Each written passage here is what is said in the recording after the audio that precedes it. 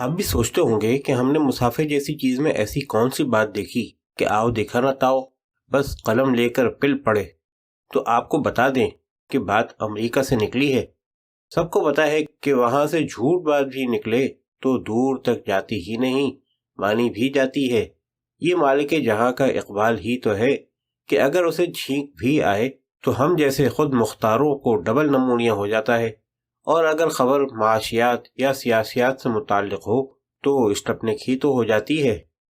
पिछले दिनों तकरीबन साल सवा साल पहले अमेरिका में ऐवान नुमाइंदगान के इलेक्शन की गहमागहमी चल रही थी, क्योंकि बुश बहादुर की पार्टी रिपब्लिकन की नैया डावाडोल थी। इसलिए एक एक वोट के लिए कुओं को डोल डाले जा रहे थे। चुनाव का मौका होता ही ऐसा है जब बड़े से बड़ा फिरौन अर्श से फर्श पर उतर आता है और एक से एक लल्लू पंजू को सर पर बिठाने में सारा जोर सर्फ कर देता है। अवाम, जिनकी तरफ ये लोग आम हालात में आंख उठाकर देखना भी पसंद नहीं करते, धड़ाधड़ उनसे मुसाफेबाजी चल रही थी। एक उम्मीदवार को तो 8 घंटे की कन्वेंसिंग के दौरान 13,392 लोगों से मुसाफे करने पड़े। अपने देश में तो खैर हाथ जोड़ने से ही काम चल जाता है, पर क्रिश्चियन और मुस्लिम ममालिक में मुसाफे के बगैर काम नहीं चलता। चुनाचे वोटर्स से ताल्लुक का इजहार करने के लिए उनसे निहायत आजिजी और खंदा पेशानी, चाहे दिलों में कितनी ही कदूरत क्यों ना हो, हाथ मिलाना ही पड़ता है। शायद इस्लामी ममालिक में इसी से बचने के लिए जमहूरियत से एहतराज किया जाता है। अवाम को लीडरों की तरह हिफ्ज़ाने सेहत का ख्याल तो रहता नहीं। उसने जहां किसी नेता को देखा, अपना काम छोड़ छाड़ कर गंदे संदे हाथों से हाथ जा मिलाया। ऐसे ही मौके तो होते हैं नेताओं को हाथों हाथ लेने के, आम दिनों में कहाँ हाथ लगते हैं। इधर उम्मीदवार की मजबूरी देखिए कि इस पर भी होठों पर मुस्कुराहट सजाए हुए। हाय मजबूरियां सियासत की। मगरबी ममालिक के लोग जरासीम और उसामा बिन लादेन से इसी तरह खाइफ रहते हैं जैसे सच्चा मोमिन अल्लाह मियाँ से। चुनाचे हर दो को अपने से दूर रखने के लिए लाख जतन करते रहते हैं। इलेक्शन की मजबूरी के तहत हर अहले गैर से हाथ मिलाते तो जरूर हैं, लेकिन दिल में डरते भी रहते हैं कि कौन जाने किस बीमारी के जस्सुमे इनके जिस्म में दाखिल होकर आतंकवाद मचा दें और उनकी बीमार रूह की मानिंद उनके शरीर को भी बीमार कर डालें। चुनाचे इसीलिए अवामी राब्ते के दौरान लोगों से आंख बचाकर अंधेरे उजाले में अपने हाथों में जरासीम कश लोशन भी मलते रहते हैं। खबर है कि ऐसा ही कुछ जॉर्ज बुश ने भी ओबामा से हाथ मिलाकर किया। भला इन जैसे सियासत के कीड़ों से ज्यादा कौन जान सकता है कि हाथ की सफाई ही लाजमाए सियासत है। अब चूंकि बात मुसाफे की निकली ही है तो क्यों ना इस पर तफसील से बात हो जाए। मुसाफे पर ईमान लाने वाले अहले किताब होते हैं। मुसाफे की कोई जबान नहीं होगी, लेकिन आंखों की तरह ये भी बेजबान नहीं होते। सिर्फ अंदाज से ही अपनी जात और धर्म बता देता है। मसलन ईसाई जब मुसाफहा करते हैं तो हर फरीक एक हाथ मिलाता है, यानी कुल मिलाकर 2 हाथ। लेकिन जब मुसलमान मुसाफहा करते हैं तो पहल करने वाले का 1 हाथ और थामने वाले के 2 हाथ होते हैं, यानी 33। मिसाल के लिए 2 मौलवियों को मुसाफहा करते हुए देखें। वसूल कुनिंदा दोनों हाथों की चिल्लू बनाकर मंसूबा बंद तरीके से पेश करने वाले का हाथ खड़ाप से थाम लेता है ताकि बचकर न जाने पाए। मुआनक़े का जिक्र हम जानकर नहीं कर रहे हैं, क्योंकि बात जरा आगे की है। आम की तरह मुसाफहों की भी किस्म एक नहीं अनेक होती हैं। एक मुसाफहा सियासी होता है, इसमें गर्मजोशी कम और मुनाफिकत ज्यादा होती है, गो मुजाहिरा भरपूर होता है। इस पर वो मिसल सादिक आती है कि आंसू एक नहीं, दिल टुकड़े टुकड़े। इसका मकसद तपाक नहीं, बल्कि पब्लिक की आंखों में धूल झोंकना होता है। यह आम मुसाफहों की बनिस्बत ज्यादा तवील होता है। फोटो खिंचवाते हुए इसकी तवालत और बढ़ जाती है, मानो मीडिया वालों को दावत दी जा रही हो कि जितना खींच सको खींच लो ताकि सनद रहे। लेकिन ये सादा लोगों की खुशफहमी है, वरना सियासतदानों को कौन माई का लाल खींच सकता है, ये हक तो उनका है। ऐसे डिप्लोमेटिक हैंडशेक में दिलों का हाल खुदा ही नहीं, उसके बंदे भी खूब जानते हैं कि दोनों फरीक एक दूसरे को खींच रहे हैं। डिप्लोमेटिक मुसाफों में बाज दफा रोमांटिक कलर भी शामिल हो जाता है। मसलन मौजूदा सदर पाकिस्तान आसिफ अली जरदारी की मुलाकात रिपब्लिकन पार्टी की नायब सदारत की उम्मीदवार मिसेस पॉलन से हुई।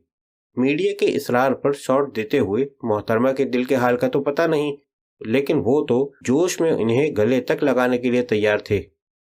مصافحے کا اصل مزہ جب ہے جب دل قدورت سے پاک ہوں، یعنی مصافحے کا جب مزہ ہے کہ دونوں ہوں بے قرار، دونوں طرف ہو آگ برابر لگی ہوئی۔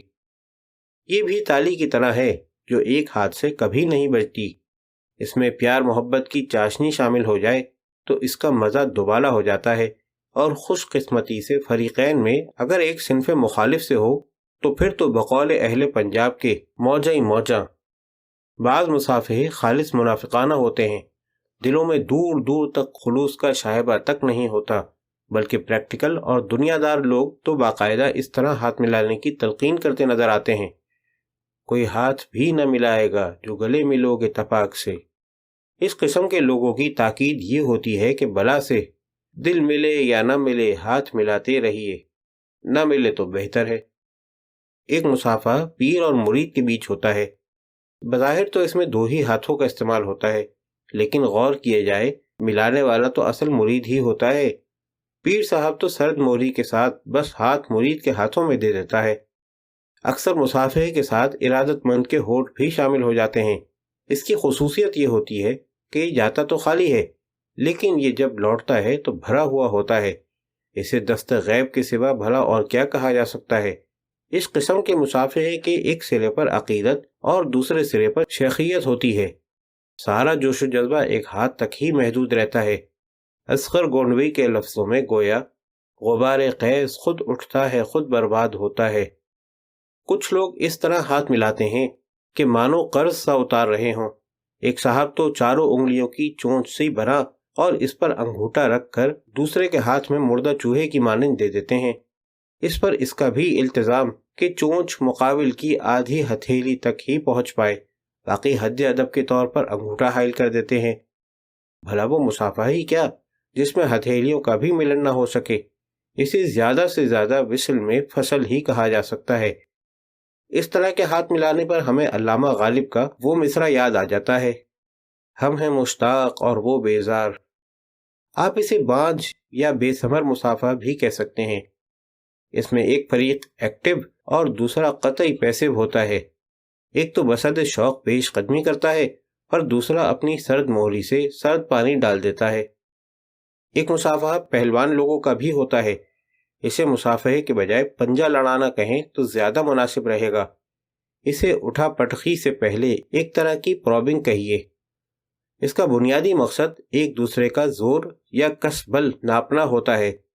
یہ دو پہلوانوں کے بیچ ہو تو کوئی مذائقہ نہیں کہ یہ ان کی ادا ٹھہری، لیکن ایک سرے پر ہم جیسا ناتماں ہو اور حضرت گرم جوشی پر بھی مائل ہوں تو ہمارا اللہ ہی بیلی ہے، لاچار زینہ ہستی سے اترتا محسوس ہوتا ہے۔ ایسے مقابل کے سامنے ہاتھ جوڑنے میں ہی عافیت ہے، بلا سے اسلامک کلچر خطرے میں پڑ جائے، خدا نہ خواستہ موصوف بر بنائے خلوص بے پایا معانقہ پر بھی اتر آئیں تو ہڈی پسلی سلامت رہ جائیں تو سوائے اس کے اور کہا بھی کیا جا سکتا ہے کہ جسے خدا رکھے اسے کون چکھے۔ ہمارے ایک واقف کار کا مصافحہ بڑا نرالا ہوتا ہے۔ وہ آپ کو دیکھتے ہی ہاتھ پھیلائے تیزی سے آپ کی جانب آگے بڑھیں گے، ایک ٹانگ کو ممکنہ حد تک پیچھے کی طرف پھیلائیں گے اور دوسرا قدم ایسے آگے بڑھائیں گے گویا پینترا بدل رہے ہوں، اور آپ کا ہاتھ مضبوطی سے تھام لیں گے۔ اسی پر بس نہیں بلکہ موصوف زوردار جھٹکے کے ساتھ اپنی طرف کھینچ کر آپ کو گلے لگا لیں گے۔ اس میں بڑا چوکنا رہنا پڑتا ہے کیونکہ اس میں ہاتھ کے جڑ سے اترنے کا خطرہ رہتا ہے۔ اس صورت میں آپ کا سابقہ جوڑ بٹھانے والے خلیفے سے پڑے گا، جس سے خدا ہر کس و ناقص کو محفوظ رکھے، کیونکہ یہی پتہ نہیں چلتا کہ ظالم جوڑ بٹھا رہا ہے کہ اکھاڑ رہا ہے، جوڑ رہا ہے کہ توڑ رہا ہے۔ ایک اور مصافحے کی تمہید دور سے فرشی سلام سے ہوتی ہے۔